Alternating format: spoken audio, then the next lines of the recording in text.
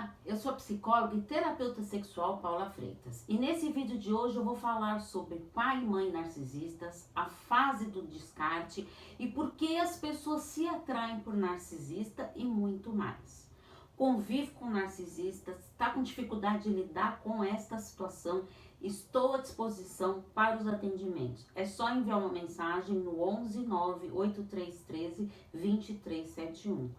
Quer passar para frente essa dor, conversar com outras pessoas que sofrem o mesmo que você? Tem um grupo no Facebook que eu fiz com muito carinho, Convivendo com Narcisista. O link está na descrição dos vídeos do YouTube, Paula Freitas, psicóloga. Então vamos para as perguntinhas de hoje sobre narcisistas. Primeira pergunta: fale sobre educação sexual nas escolas e se é possível abordar sobre relacionamentos abusivos e conscientizar adolescentes sobre transtornos de personalidade, já que muitos adultos conhecem mais a psicopatia do que o narcisismo. Olha que pergunta interessante. A educação das crianças e adolescentes são de competência dos pais ou cuidadores, mas a escola ela tem um papel fundamental de informar esses jovens, proporcionando um diálogo. A escola ela poderia ensinar muito mais além do que é determinado, como por exemplo a educação sexual, finanças, para que os jovens possam ter uma bagagem emocional para lidar com essas dificuldades, ter fundamentos teóricos aprendidos. Inclusive também falar sobre relacionamentos abusivos, para que assim aprendam o significado, os indícios, para assim identificar desde o início. Lembrando que tudo isso deveria ser estimulado pelos pais, proporcionando esse diálogo, sem tabus e preconceitos. Assim, teremos uma sociedade mais justa e igualitária. Segunda pergunta: um homem narcisista pode ser um excelente pai? O pai narcisista, ele pode desempenhar seu papel de pai de uma maneira favorável quando isso lhe for útil para atingir as suas próprias necessidades. Os pais narcisistas, aliás, tem tanto pai como mãe, tá? Veem o filho como uma posse, que ele será usado para atingir os seus próprios interesses. Eles descarregam a sua raiva em cima de seus filhos, pois eles não sabem amar somente a si mesmos. Quando os filhos atendem às suas necessidades, terão uma maior probabilidade de responder de uma maneira positiva, assim tornando a vida familiar menos difícil, na medida que eles são atingidas suas necessidades e interesses. Terceira pergunta: quando o narcisista começa a desprezar e não querer fazer mais nada para outra pessoa, é a fase do descarte? A fase do descarte narcisista, ela ocorre quando não enxerga mais suprimento para si, tendo que direcioná-lo para outras fontes. Os narcisistas, eles não assumem a responsabilidade por dificuldade de relacionamento e não apresentam sentimento de remorso. O descarte, ele é feito de maneira cruel e o fará sem se importar com o outro, assim que encontrar uma nova fonte de suprimento. O descarte definitivo é bem difícil de ocorrer, pois ele quer deixar um espaço quando sentir necessidade de conquista.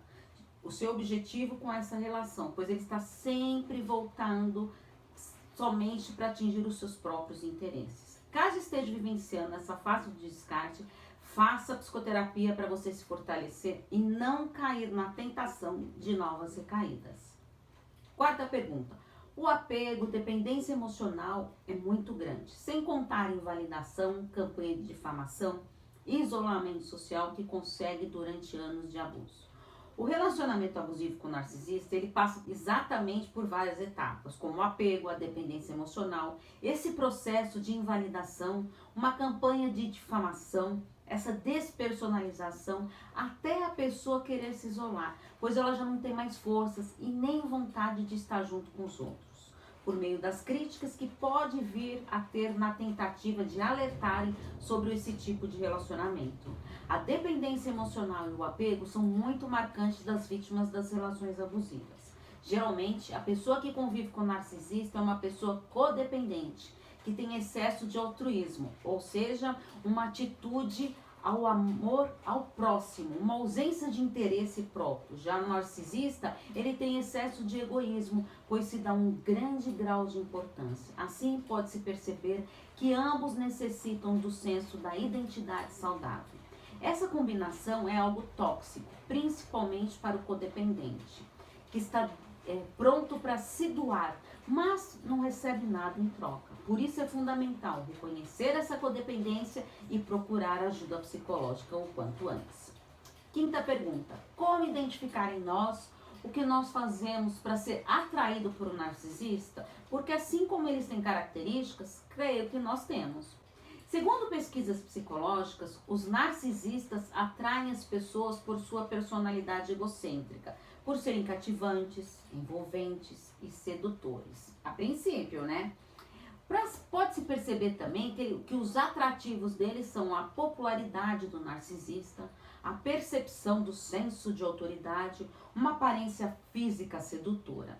No início, essas características são atraentes para os outros e a maneira de se comportar de uma maneira egoísta provoca admiração dos outros, tornando-os dependentes. Entende-se que as pessoas propensas a baixa autoestima, carência afetiva e feridas emocionais marcantes e não cicatrizadas se envolvem com essas pessoas.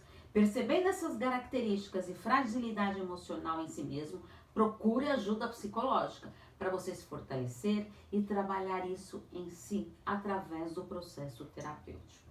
Como você pode perceber, não é fácil conviver com um narcisista. Então, se esse é seu caso, procure a terapia. Estou à disposição para os atendimentos.